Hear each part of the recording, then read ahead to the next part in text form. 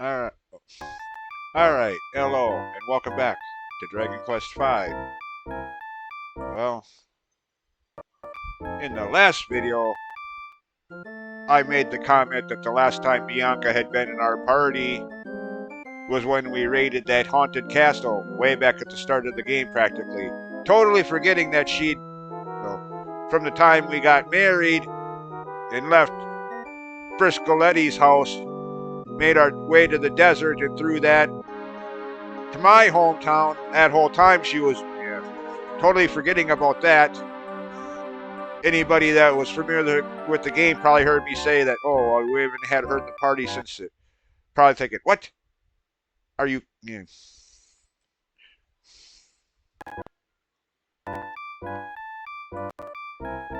And now, doing that between video selling armor and weapons and buying new ones with the money made from doing that.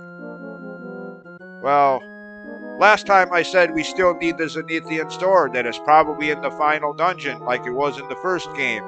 Well, as it turns out,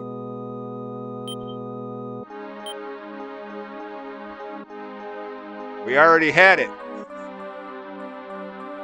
Yeah, again, another case. 2 videos in a row now of anybody more familiar with the game than I am probably shouting at the screen, hey moron, you already have it. That's right, I remember now when I thought about it. Way back when, after Harry and I escaped from the slave camp setting, we went back to what was left of my home village and went to that cave that my father went through and found it down there. Just we couldn't do anything with it then, so I put it away in the vault since we couldn't use it yet at that point in the game. And along the way, completely forgot that I even had it. So yeah, he's got the entire Zenithian set now. Not that I'm going to use the sword right away, since I like the multi-targeting aspect of the boomerang.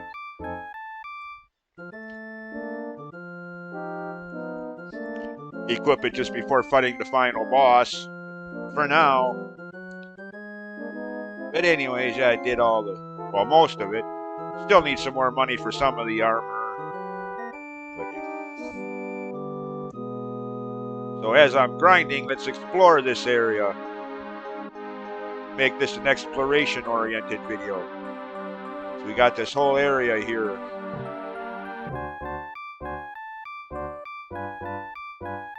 I want to see what's around here. If there's anything else here besides that town.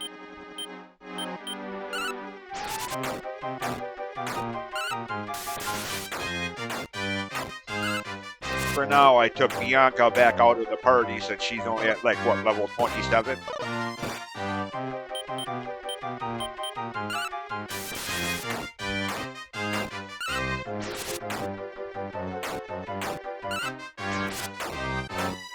Till she gets a few more levels and maybe some better magic spells.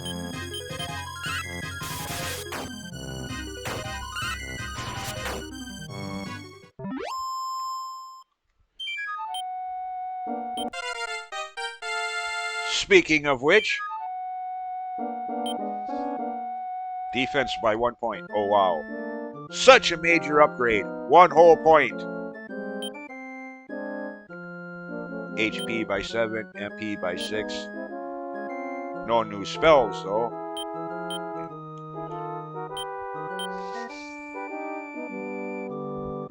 Yeah, that's the only thing she's got that she can use outside of battle. Which actually... Okay, Perry has that too. I was going to say that could be useful if we have any of those electric barriers that do 15 points of damage per step. The swampy type areas I'm not worried about since they traditionally only do 2 points of damage per step.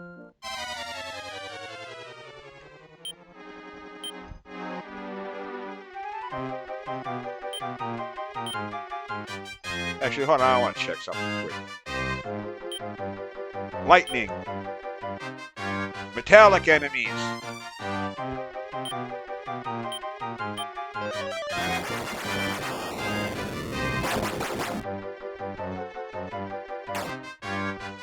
Since they seem to be immune to exploding or kaboom. What? Hey, wait a minute, game. That's not the way this is supposed to work. Come on. In pretty much every RPG game, metallic enemies are weak to lightning spells. That's the way it's always worked. Are you trying to break tradition here, game? Obviously, yes. Metallic robotic enemies that are immune to light. I don't know if I like this.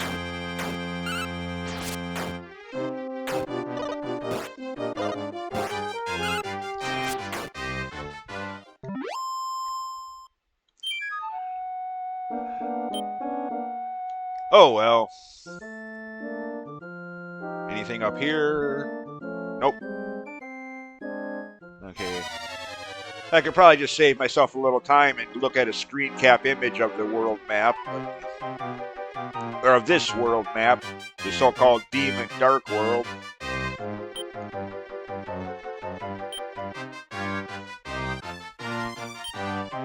But again, I try to avoid doing that as much as possible.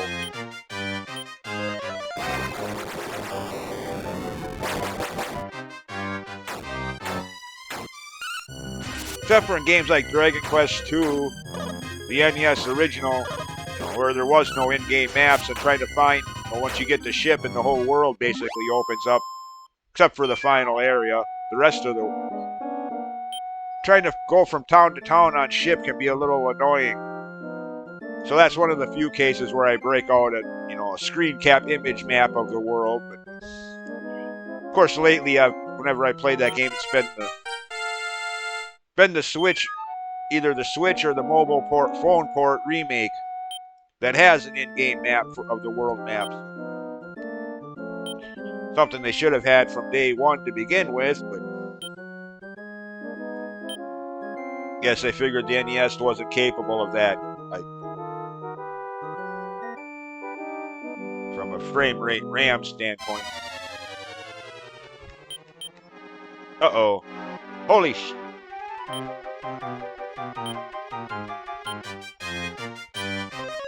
Way to pay attention.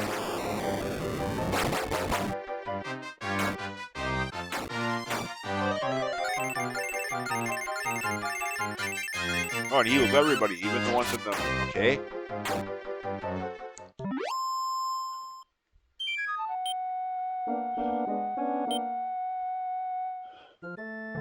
No, this is a dead end. Okay, nothing over here.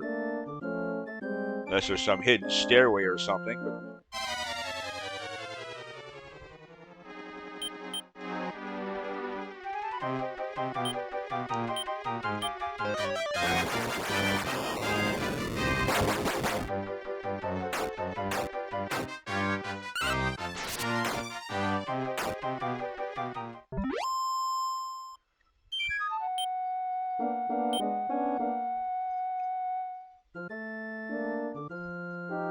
Okay, anything down here?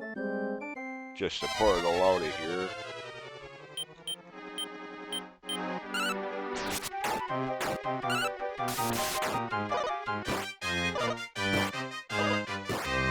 That enemy on the left is supposed to be a golem?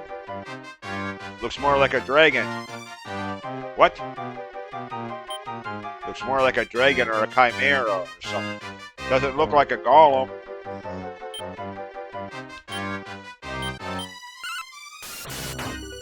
Oh well.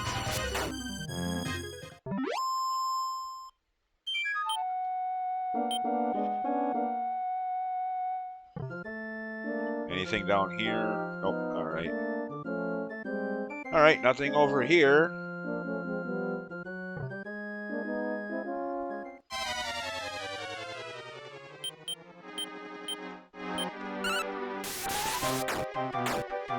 Oh wow.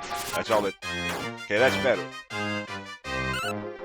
You already got a screen full of enemies. Oh, you did. Before I took one of them out.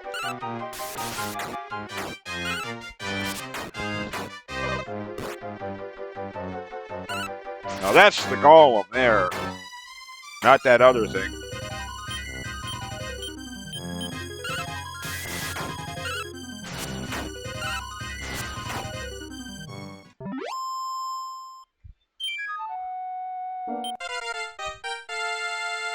Huh? Oh yeah, that's right. That's that great dragon, that little off-screen grinding. One of those great dragon enemies wanted to join. I'm like, oh well, he is a stronger enemy, so why? Yeah, those guys. One of those guys.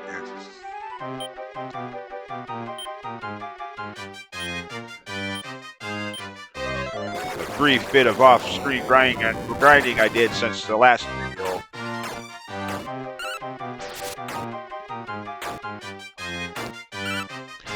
Before I figured, why do all this off-screen between videos? I can do some of it now while I'm recording exploration of this area. Okay, good. Another level up for her. Just what I needed. Defense by 2. Oh yay. HP by 7. MP by 6. Still no new spells. She's at what now? 28? 29?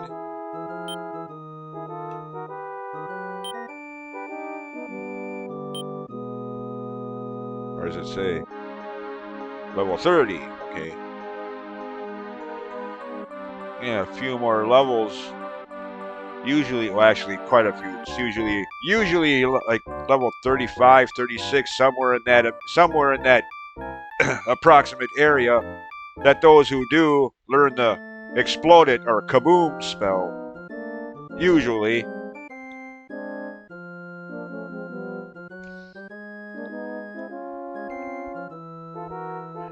And this part here, maze, reminds me of that area just to the southeast, bottom right corner of, or outside world map of SNES, the destroyed town in part 1. Or when you play the prequel, part 3, where you get the Oriocon to make the Sword of Kings, aka the future Erdrick sword. Yeah. That's what this reminds me. Like, okay.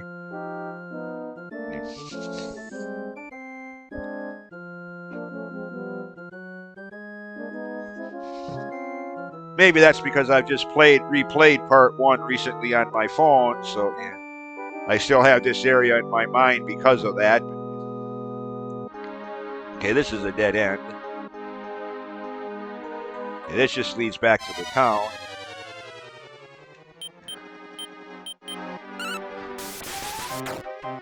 Of course, again, I'm sorry, but that still sounds weird to me. That still sounds weird to even say that I was playing a video game on my phone. I mean, I know, I'm decades behind the curve, so to speak. Well, maybe not decades, but years. I get that. I'm slow to catch on where new technology is concerned. I've grasped that concept years ago, but still. To me, phones were always just what their primary purpose was, to call someone. And all of a sudden you can play games and watch videos and surf the internet. What? The phone is just one of its purposes. Huh?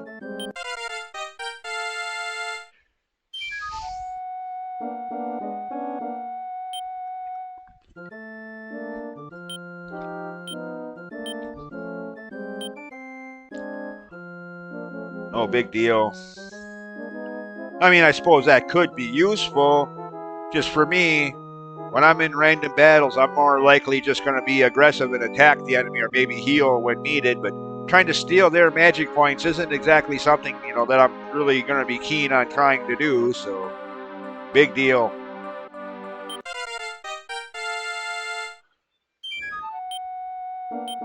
I mean, that's like the magic hammer enemy skill in Final Fantasy VII. I don't think I've ever used that anytime I've ever played that game. I always get it just for attempted completion purposes, but I've never used it. Even on my playthrough of that game earlier this year for my YouTube channel here. I made a point of getting it, of learning it, but because again, when I'm in a random battle, I'm more likely either going to attack or heal. Trying to take the enemy's MP isn't exactly tops on my in-battle priorities list, so to speak. I mean, if you disagree, to each their own. It's only a video game, play it your way, but... Okay, there's nothing here.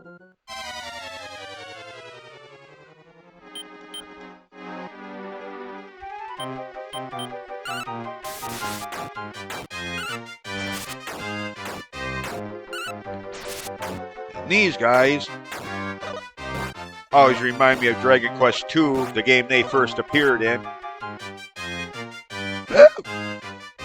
I'm dead.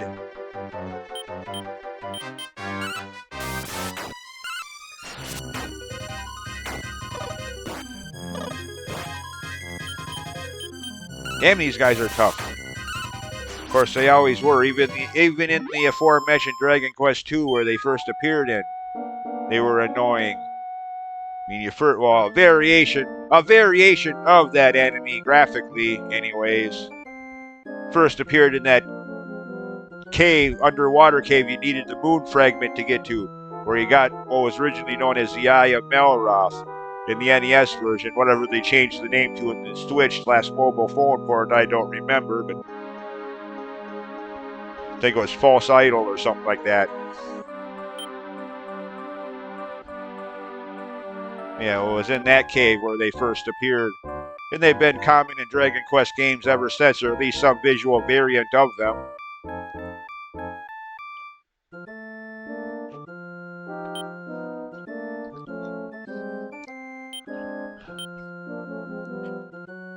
Of course, that in and of itself is another thing that's still weird for me to say. To actually have compliments for Dragon Quest II, the game that for the longest time I'd had nothing but insults for.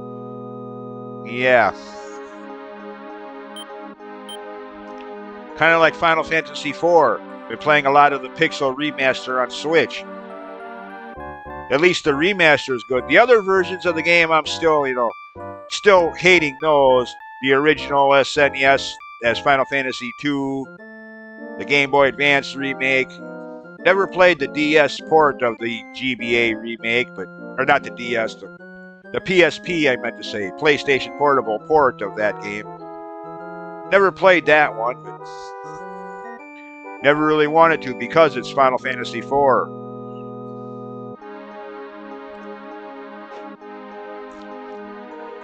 But, given that game is so many, over the years, so many Final Fantasy fans I've spoken to, be it personally face-to-face or over the internet, so many Final Fantasy fans I've spoken to consider that to be one of the best games in the series, if not one of the better games of all time.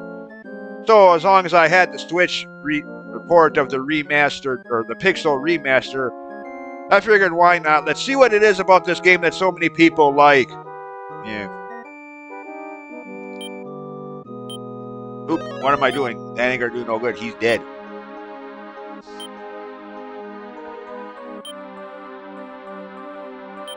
So, again, the remake is good, but the original Super Nintendo version and all of the other remake versions of that game,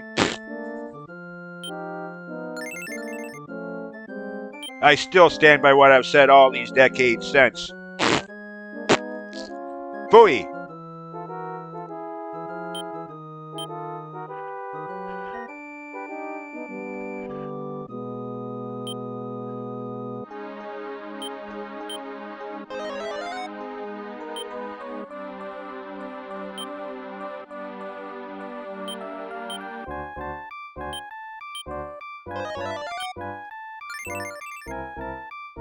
And I know, like I keep saying, I know a lot of Final Fantasy IV fans are going to hate me dissing their preferred game, but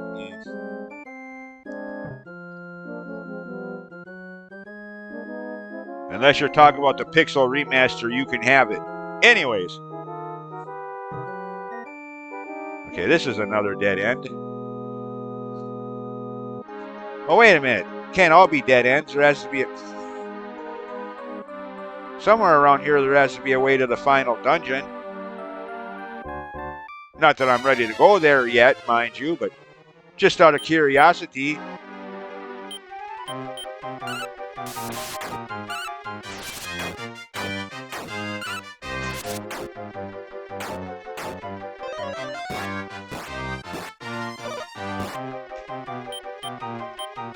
Or at least what I'm guessing is going to be the final dungeon. I mean, I don't know. They may milk this ending like they did for Dragon Quest 4 or 9. I think it was 9. One of the other games where they milked the so-called final area. Maybe another one of those games, but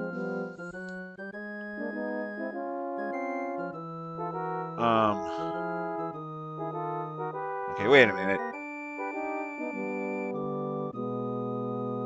Oh, okay, I see. Never mind, I see it. That's a hit. Looking at that wrong. Granted, you can't see it now because it's covered over by the battle menus and stuff.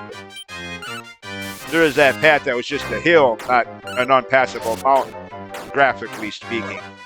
That's what I'm missing.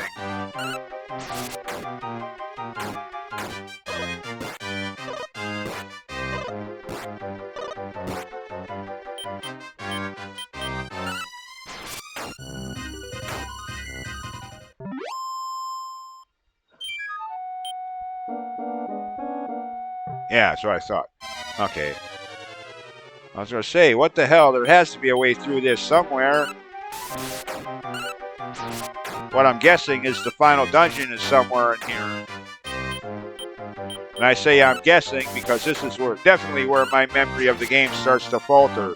Because I have played this game before, like I've said many times throughout the course of this playthrough series. But it's been a long time, emphasis on that four-letter word, long time since I played the game this far into it before moving on to some other game.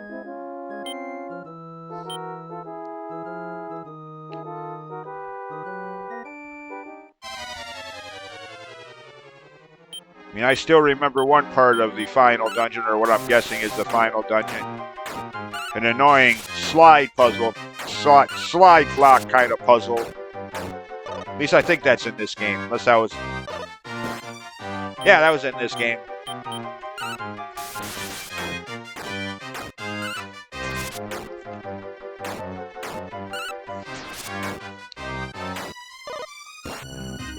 That's about the only thing I remember about the final dungeon. Everything else, well, gonna be kind of a blind playthrough from here on out.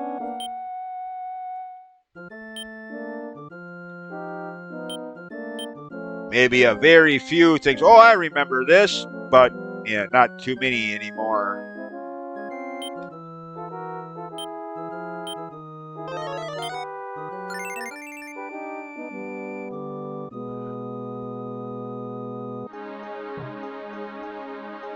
Okay, is this? No, that's a dead end. You can see that already. You guys again. All right, you know what? Since I'm not actually gonna do anything, I'm just checking this path.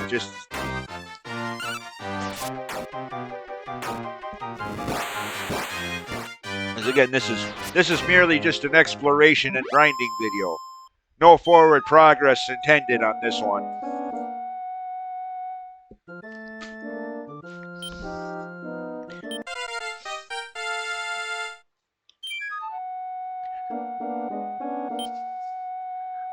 Again, what's with these very minute defense increases?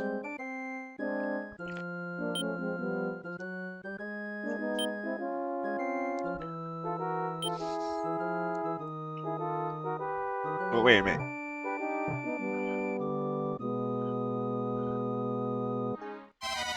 Okay, there's bridges up there. Saw that before the screen changed to the battle screens.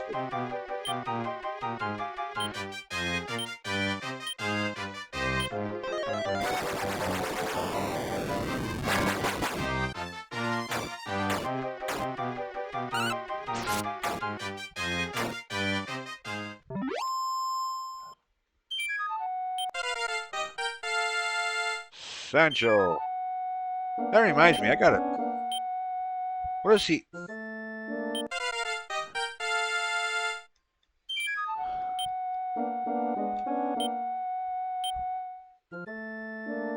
See stats. Oh, he actually does have some magic spells. Big deal. The ones I'll never use anyways, even if I had him in my active party. Sleep. I mean, I know. A legion of RPG fans will hate me for dissing the sleep spell. One of their preferred favorites, I get that. But still, don't care for the sleep spell because in my experience anyways, a lot of the times when I would try to use it, it didn't work. The enemy was immune to it. And as I was trying to put it to sleep, it was kicking my backside, to put that in a PG sense. So yeah, I quickly lost interest in the sleep spell. In any RPG game, whether it's Dragon Quest, Final Fantasy, Etrian Odyssey.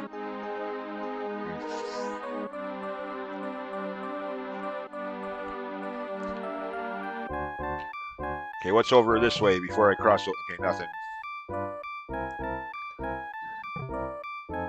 Uh-oh. I think that's it up there. Or maybe not. Never mind.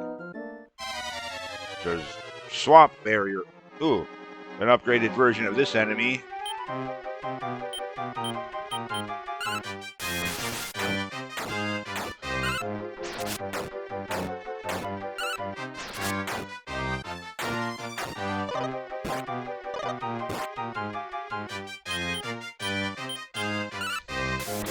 Besides that, like I've also said in other videos, I know I'm overthinking this. I get that. But still, there's just that part of me that can't help feeling dirty somehow for putting an enemy to sleep and then kicking it while it's already down, figuratively speaking. Can't help feeling like Yuga in the Zelda game A Link Between Worlds. Shame be on me. Or so I can't help thinking every time I try to use a sleep spell nowadays. It's like, really? If I can't beat this enemy while it's wide awake and fully intent at kicking my butt, then I don't deserve to win this battle. If I gotta rely on sleep spells, I don't deserve to win this battle. I deserve to see the game over screen. Again, I know that's going to upset a lot of fans who are devotees of the sleep spell, but fine. Be upset then, I guess.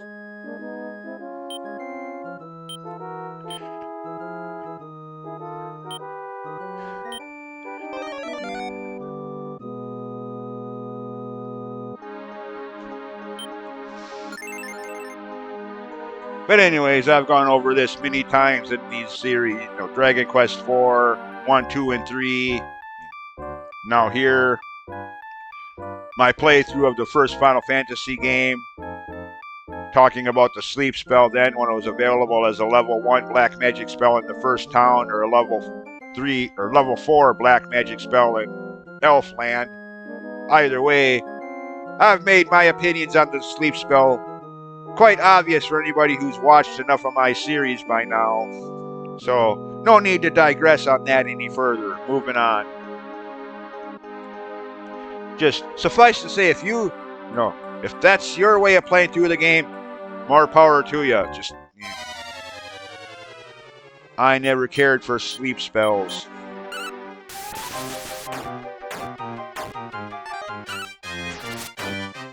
Enough said on that. These guys first appeared in Dragon Quest III. I believe on that road, the Necrogond, as it was called in the NES original version, that led to the Silver Orb.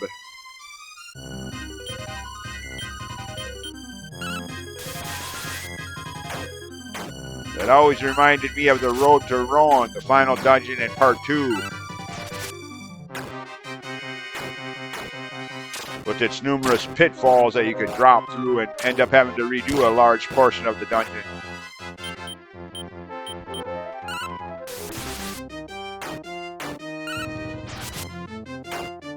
Wait a minute, is that first one on the left there immune to everything?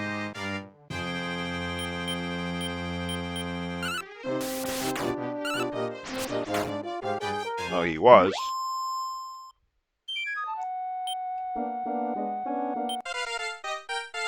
Okay, good. Another level up for her.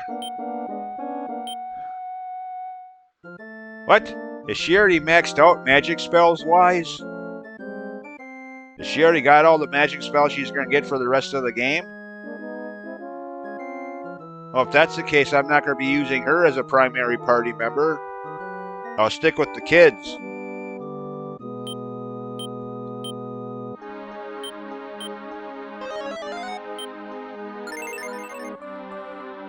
mean, again, I wish this game had 4 party members so you can have both, so you can have the entire family. The hero, well, not really the hero in this game, but the main character, who's named after me on this playthrough, your wife, and your 2 kids, all 4 of them. If there's ever a game that needed a 4-party member lineup, it's this one. For that very reason. So you can have the entire family be in the party at once. Just saying, what the hell, makers of this game? Making me decide between my wife and my kids, figuratively speaking. What? That's a decision no one should have to make. Do I want my wife in my party, or do I want my kids, or do I want my wife and just one of them? Again, that's a decision no one should have to make. You should be able to have them all in there. It's your family, for frick's sake. You should be able to have the entire family there.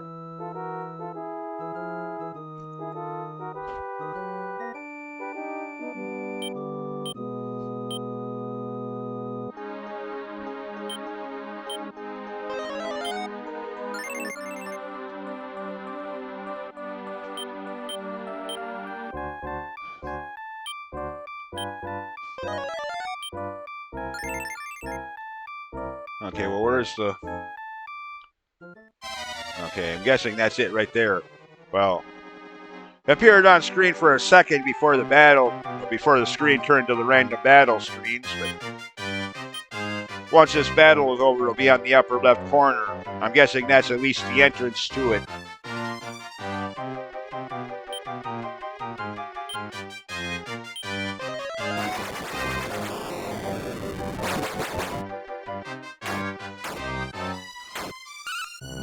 To the lair of the final boss.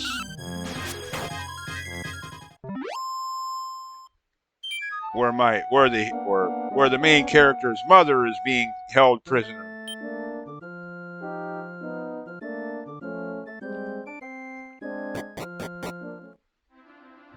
Yep, I'm guessing this is it. Alright, well, as long as I'm here, let's see what we have here for enemies. Well, not that way, I won't. What? Wait a minute. Okay, what the hell? There's no stairway there. What? Oh, okay, I guess you just can't go that far. Okay, never mind. Okay, these statues look like the old Bullwongs. Or at least that's what they were called in the NES version of Dragon Quest II. Of course, in later remakes and ports of the game, they were renamed the Archdemon, which, as people have said, is supposed to have been the name for that enemy all along. But for whatever reason, when the game was initially brought to America in 1990 on the NES, the Archdemon was renamed the Bullwong, which, as I've also said in many other of my own videos and Twitch streams of Dragon Quest games, led to many people wondering, WTF is a Bullwong? Yeah. But anyway, that's what these statues remind me of.